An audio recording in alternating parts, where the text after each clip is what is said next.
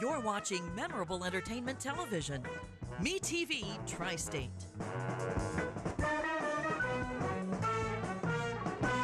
Broke the story on local homestead tax credit fiasco. Expose the Evansville Redevelopment Commission excessive spending habits. Your community watchdog. CityCountyObserver.com is your online community newspaper dedicated to the progress of Evansville and Vanderburgh County. We're a nonpartisan publication providing insight into political issues and events that shape our community. We are a watchdog for you, the citizen. Check us out online, city-countyobserver.com. That's city-countyobserver.com. Tri-State Voices, an open discussion with area leaders on issues affecting communities throughout the Tri-State. Now, here's your host, Mike Woods. Good morning. Welcome to Tri-State Voices. Hi, I'm your host, Mike Woods.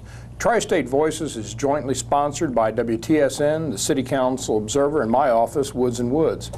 Every week we talk to a leader in the Tri-State concerning issues that are important to all of us. Today I'm honored to have Andrew Horning, the Libertarian candidate for Congress.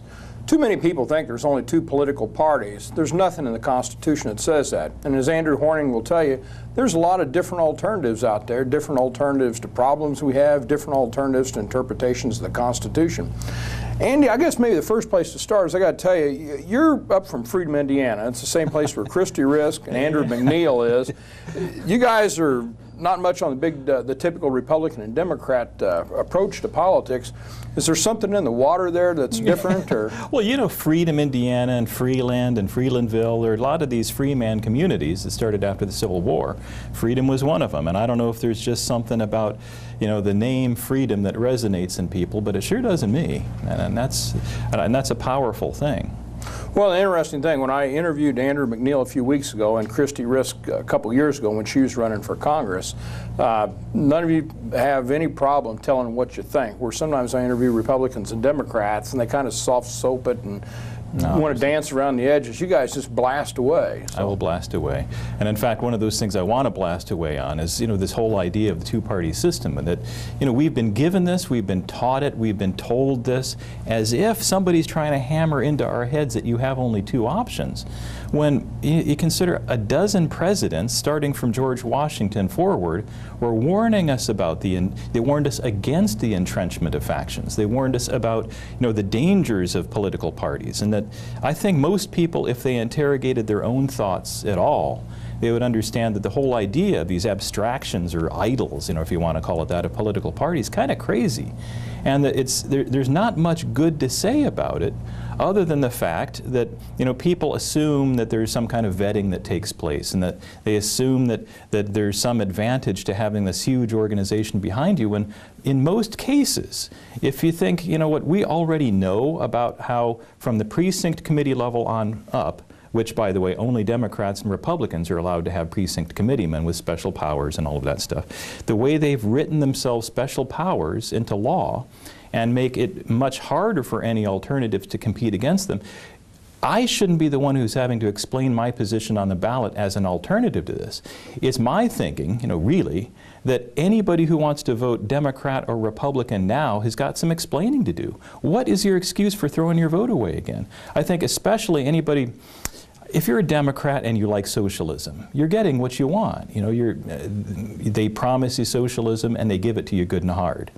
And Republicans, on the other hand, I guess I really wonder, what are you guys thinking?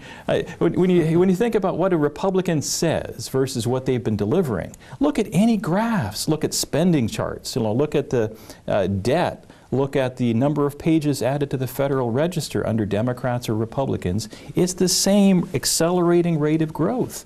And the chart has been going like this. And you know, you think about, when do you ever see charts go like this? What happens after they go like this? Bam! You know, we're about to have a major conflagration.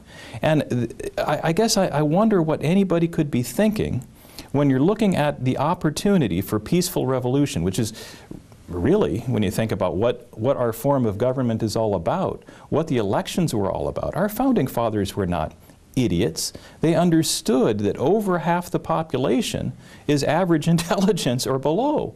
And so, you know, you're thinking they wanted this for some reason. They wanted this sort of mass phenomenon of elections to determine the outcome of our political order for one reason, that this is a peaceful means of revolution. You don't have to pick up your guns to fire the bad guys. You just say, press a button, or you fill out a ballot and you say, no thank you, get rid of this guy, I want this guy instead. That's how this is supposed to work. Now, what we've been doing for the past 100 years is using election day as just another day, like tax day, like every day that we're paying into the system when we're doing what we're supposed to be doing and, obeying speed limits and all of this kind of stuff. It's another day of capitulation to the status quo. It's another day where we just say attaboy to all of the people that we've been warned by people like, Eisenhower 50 years ago, or you think even Woodrow Wilson told us about the evil men who had taken over our government. Even Woodrow Wilson understood that the corruption in our government was thick, and that was 100 years ago. So for people now to look at what we have this option for a peaceful revolution, and to use it as just another attaboy to all of the people that have already bought and paid for the Democrat and Republican parties a long time ago. Those are the people that have some explaining to do. Well, how would the Libertarian Party be different if they had power? Well, first of all, think about what we really have. I think most people, unfortunately, think that there's an awful lot of ideology going on in politics. There isn't. The false dichotomies between Democrat and Republicans should be obvious by now. The fact that they do the same things is because of what we really have is crony capitalism. What we really have is a political order that is propped up by the corporate interests, which, corporations and government, really have been hand in glove for a long time, as we were warned about from long ago. You had lots of people like Jefferson and others warning us about the problems of fascism. They didn't use that term, but the corporatism that and the fascism that Mussolini coined they've always been around. And when you hear the phrase of some politician, they talk about a private-public partnership. What does that mean to you? It means crony capitalism. Now, libertarians are all about the free market. I guess I better define that first. A free market is pure capitalism, or a truly free market, even better than capitalism is a means of raising money for certain, for raising money for business propositions. Free market is more expansive than that. A free market means all trade is purely voluntary and to mutual benefit, where there's no coercion involved, no government guns involved, no policeman banging you over the head if you do it wrong. Basically, it means that if I wanted to trade something with you, we can use conch shells, we can use money, I can trade you a trailer for a goat. That's free market in a nutshell. So you go to a farmer's market, you get on Craigslist and you want to trade stuff. That's free market in microcosm. If we had that all over the place, we wouldn't have this, crony capitalism we have right now, because it would not be allowed. You wouldn't have government. If we did the Constitution, for instance, if we just did the Constitution, doggone it, as written, we would not have all of these special powers for special people. One of the fundamentals behind both our state and federal constitutions, if you look in the 14th Amendment or Article 1, Section 23 of the Indiana Constitution, you'll see that equality under law is supposed to be by law. That's supposed to be something that we are granted and guaranteed by the constitutions of both Indiana and the United States of America. So that equality under law is an underpinning of everything that I'm all about, everything that the libertarians are all about. Equality under law. What the Democrats and the Republicans are all about now is special deals for special people. So if you're connected... Let me ask you about that. We've got a deal here in Evansville where the mayor proposed a downtown hotel. Oh, yes. And then and of course he's Republican, the city council is 8-1 Democrat. And there's going to be at least some government subsidies of that hotel. There's a lot of the owners of hotels, particularly on the east side, that basically they're saying, hey, it's not fair for the government to subsidize a hotel that's competing with me. But you had a Republican proposed it, 8-1 Democrat city council, they approved it. If the Libertarian Party was in power, would they approve a deal like that? Of course not. No, absolutely not. The idea here is that if you think about it, You think you have these big mall developers, or you have these large corporate interests. They give money to both Democrats and Republicans because they don't care who wins. They just want to know that whoever wins is going to pick up the phone when they call.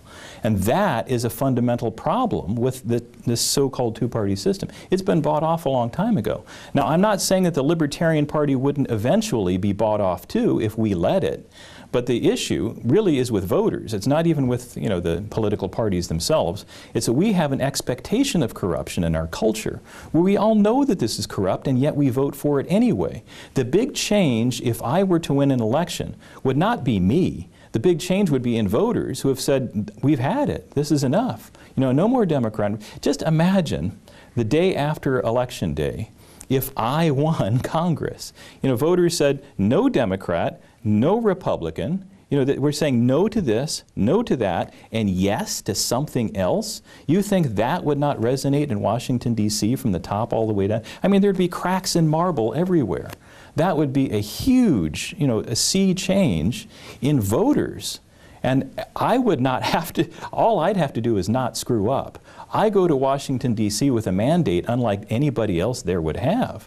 Democrats and Republicans would be there because Democrats and Republicans have been there for 100 years. And that would just be another attaboy that sent them there. If I got sent to Washington, D.C., it would be on a wave of disgust. And that would be a powerful thing. So just imagine the power I would have is one vote in 435, you know. It's not like the vote numbers would change here.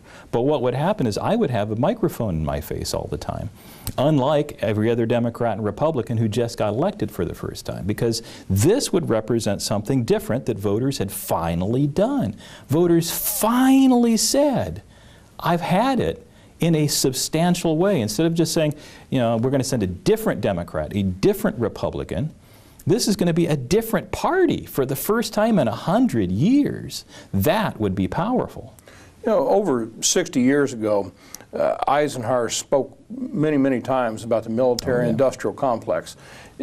Is that term still relevant today? Is it still as dangerous now as when Eisenhower talked about it back then? More relevant than ever. I mean, you look to see what we have now crossing the boundaries of posse comitatus and stuff. Now that we have our police forces now equipped like armies in other nations would be envious. You know, you had a former mayor of New York City bragging about how his police force in New York City was the 5th biggest army in the world.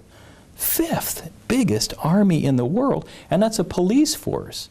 Now, you know, we've seen how, like in Boston, after the Boston bombing, boom, out of nowhere, you've got SWAT teams and tanks and all these people rolling through in this. Why did you even have to have black outfits? Even the Imperial stormtroopers in Star Wars wore white. I mean, these guys are wearing, they're wearing black, wearing these scary outfits with deadly looking stuff. What is this about? Are we being protected from? I mean, and who's really protecting who? Is our government protecting itself against us?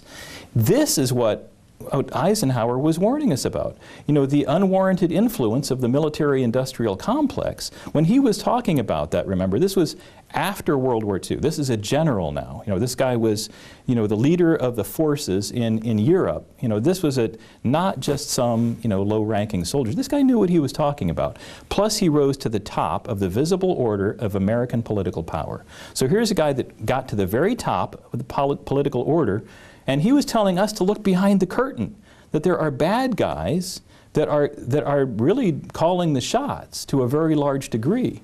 And if you follow the money in political campaigns these days to see how, you know, people actually get propped up into power, how these people are actually manipulated, you know, back in Eisenhower's time, remember, we were still, you know, still fresh with the J. Edgar Hoover manipulations of Congress, where, you know, even before the NSA became a big deal, even before we knew anything about Snowden and all of this stuff, our spies were manipulating politicians. And when you have that kind of power available to those who have enough money, and if you have, you know, this history of central banking that, you know, our country's been fighting from the very beginning, where you have, you know, even more than military-industrial complex, even more than that, from the very beginning, before the beginning of our country, when we were still working with like colonial scrip versus British pounds, people were talking about the dangers of the banking system and things like fractional reserve banking or the moneyed interests of Europe that had funded both sides of wars because they didn't care who won the war. They made their money off of debt. And the service on that debt was something that they made that's how they actually got rich. And so when you have, somebody like a Rothschild says, give me the power over a nation's currency and I care not who writes its laws, that's power. That's what Eisenhower was alluding to. That's what Wilson was alluding to when he was talking about the evil men who had taken over our country. That's what, even you had people like Kennedy talking about the secret societies. We've had a dozen presidents warning us to look behind the curtain of power. These are guys that got to the top and they said they're guys that scare me. And that's a president saying that. It's one thing if I talk conspiracy theory, okay, you can say I've got a tinfoil hat. But when presidents do this, we should be listening. And we've been warned for generations now about central banking and about the military-industrial complex. And those two things, in the words of people like Jefferson and Madison, when they had talked about, even within the context of the Alien and Sedition Acts, the danger of giving this kind of power to factions, and then those factions selling out to other factions behind the scenes, and you have shadow governments then developing. That danger is ancient, it's pernicious, and it is apparently here in the United States today. And that's, something that we really should be thinking about when we're casting our votes. Do we want to be keeping this status quo going when obviously we're headed towards trouble? You're looking at instability in the falling value of the dollar. Our purchasing, value is just shot for the U.S. dollar. And you think about how many people are unemployed right now, what rates, we say the disparity in wealth, that's one thing. The disparity in rights, the disparity in power between individuals, where you've got people who are politically connected that can get away with literal murder, and you've got people who have, no political connection, and they can't get away with anything. And, the way that we are treated so unequally under the law, and we're so, disparate, and the gap is growing between rich and poor, and the middle class is shrinking, we should be looking at using our vote for something other than just another capitulation. Well, let me ask you on a bunch of just real specific issues, how you would change things. Like, let's start, for example, with marijuana. Some laws, some states, it's legal now. Some states, it's decriminalized. Some, like Indiana, it's illegal. They actually put you in jail. How would the Libertarian Party change the laws on marijuana? Well, first of all, before we talk about the laws, we have to understand that, a lot of laws are not legal by the constitutions. I'm a constitutionalist in so much as I would actually keep my oath to the thing. You swear an oath to obey and, support and defend the Constitution against all enemies, both foreign and domestic. And what we have right now is a situation where lawmakers are spitting out laws like watermelon seeds that are in violation of the Constitution. So by Article 1, Section 25 of the Indiana Constitution, or by the 10th Amendment in the U.S. Constitution, most of the laws on the books today are illegal. They're unconstitutional. They're in violation of authority granted by the Constitution. So when people talk about legalizing marijuana, that's actually incorrect. It would be more correct to say decriminalization, because remember, with the first prohibition, when we made it illegal to sell liquor, if you're going to do something stupid, the correct way to do it is to amend the Constitution. And they did that with the 18th Amendment. So they wrote the 18th Amendment, therefore it is illegal to do the following thing. The 21st Amendment repealed the 18th Amendment, and nothing since has replaced it. So understanding that it was necessary to amend the Constitution to make the sale of anything illegal, that was correct. We've made lots of things illegal in the years since the 21st Amendment without amending any Constitution. That's incorrect, that's illegal, that's unconstitutional. So we never should have made, this whole business of reefer madness and all of that stuff. First of all, medically, that's wrong. Medically, marijuana is actually a very good medicine, even if you ask people like Dr. Oz, who's changed his mind on that, by the way. And he's very much a proponent of using it as a medicine. I'm not much into decriminalization of marijuana. That's not one of my big issues. It never was. I do not like a lot of what we call, illegal drugs. But being a constitutionalist, there is no equivocation on the idea that if we wanted to make it illegal, we still have work to do. There's a proper way to do it, and we haven't done it. So, the idea that it is illegal and we put people in jail in this land of the free with the world's highest percentage of citizens in prison. We don't need more things that are illegal, but if we're going to do it, we should do it legitimately by amending a constitution, any constitution. Give me a break. Pick one. Amend the federal constitution, amend the Indiana Constitution, but go legit. Government, even more than the rest of us, should be kept on some kind of leash of law. And when you consider how dangerous governments are when they breach this kind of, when they breach the rules of some kind, when they have no limits on their authority, that's the means of oppression, slavery, genocide, and war. We should be careful with that stuff. And we should put government on a leash of law. And nobody's come up with a better one than our constitutions, so I'm saying let's stick to that. So when it comes to something like marijuana, it was never criminalized. It was never made illegal. So until we get ourselves straight, until we go legit, we need to kick a lot of people out of prison who don't really need to be there. We need to, stop this use of police forces for stuff that we don't need, concentrate on things like murder and rape and that kind of stuff where there are serious victims here. I'll just put it out blunt. Libertarians believe that there should be very few crimes. Where there is a crime, there is a victim. If there is a victim, we should be very harsh on that. If somebody's stealing stuff, if they're defrauding stuff, if they're murdering, those are the people we should be going after. Now, it's very unfortunate that right now one of the biggest defrauders of people is our own government. But what we need to do is understand that there is such a thing as real crime, and then there's such a thing as just infractions of regulations that make no constitutional sense or authority. What about abortion and other issues like that where you're talking about an individual wants to do this and the government for whatever reason wants to stop them? And that's what I say with marijuana, abortion, riding motorcycles without helmets, that sort of thing. Generally speaking, how would the Libertarian Party handle those issues? Well, I think it's pretty predictable. If you think about, libertarianism is at its root anti-violence. And where you have to invoke the violence of government, just even a speeding ticket, if you're just putting it in the simplest terms, if you're stopped by a cop for any reason at all, you risk death somehow. He could tase you and, kill you or whatever if things go sour. So there's always the risk of death. We want to minimize that interaction between, this violent arm of government coming down on you and when, just use it for when it has to come out. We believe the sword of state should be drawn only when absolutely necessary.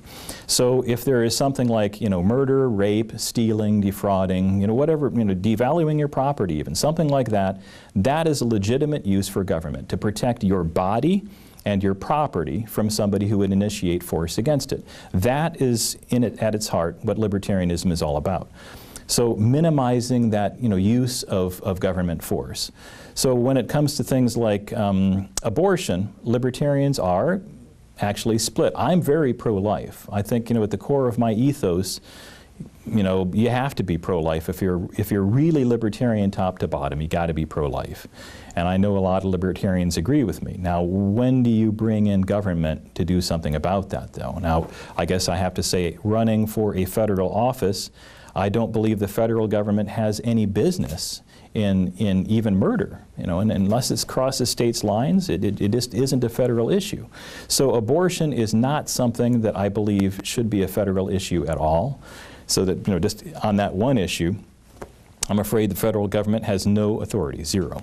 You just totally leave that to the states, and then if some states wanted to outlaw it, they could. If some states that wanted to be legal, they could. So in other words, Roe v. Wade was an unconstitutional decision from the beginning, and I am against Roe v. Wade, which makes some people mad at me. But I'm very pro-life, and I'm not going to hedge on that. But I also believe the federal government has, zero authority to write any legislation to prohibit it. So while Roe v. Wade is unconstitutional, it's also unconstitutional for the government to have anything else to say about it. How would you change the military or foreign policy? We spend somewhere around $600 billion a year to run our military. I think it's maybe 40% of what the entire Earth spends. And then, of course, that's tied directly into our foreign policy. What would you change? Peace, commerce, and I guess I don't know about the honest friendship entangling alliances with none. It'd be more like, dubious suspicion with all nations entangling alliances with none. But I do believe that, this so-called home of the brave has been acting like a bunch of, we have a fear-aggression syndrome that's awful in this country.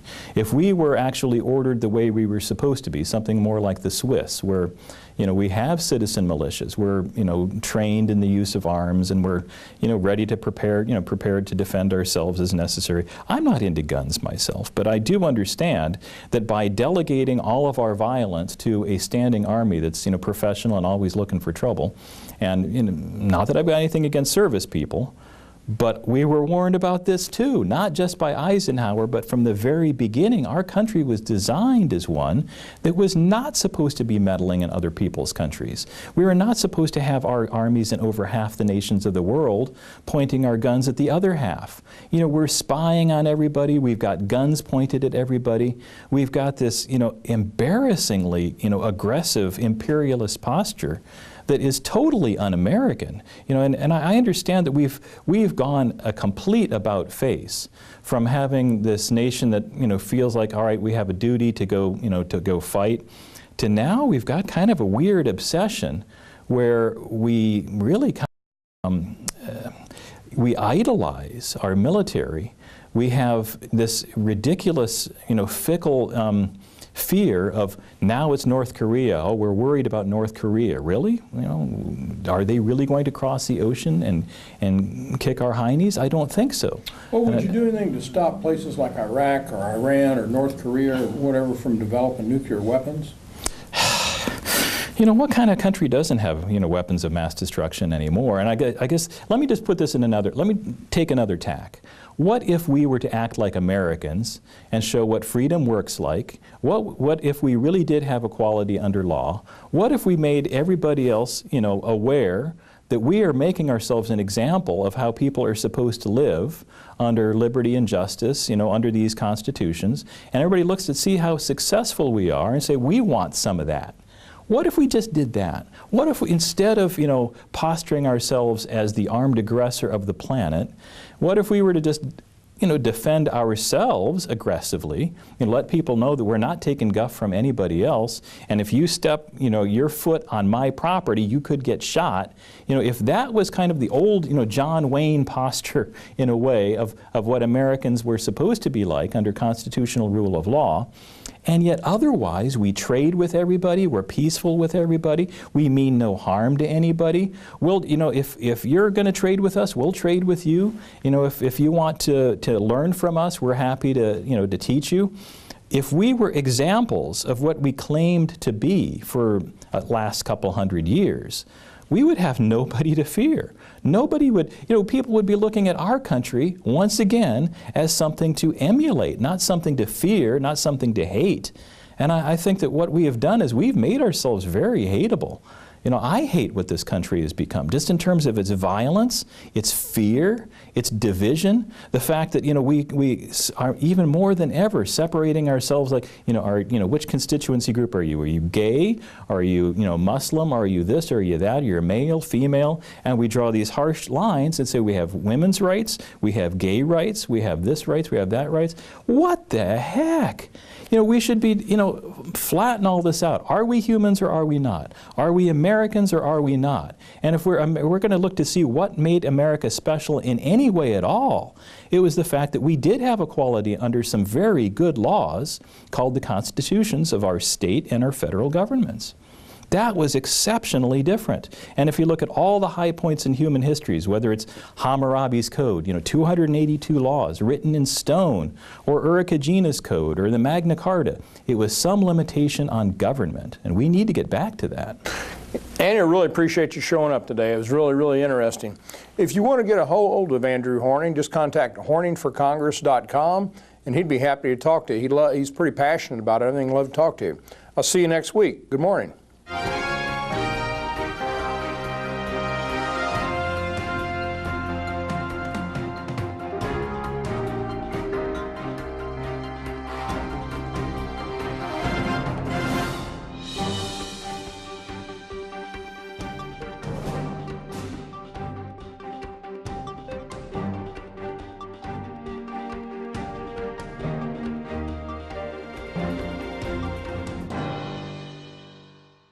This year in the Tri-State, 1 out of 8 people will be in an accident. Would you know what to do? Pain and suffering, lost time if you're working. When you call Woods & Woods, you are not a statistic. You are our client, and we will fight to get the money you deserve. If you're in an accident, call Woods & Woods if you want justice. If you've been injured, call 1-800-544-2108. Let Woods & Woods work for you. You don't owe us a dime unless we win your case. You're watching Memorable Entertainment Television. Me TV Tri-State.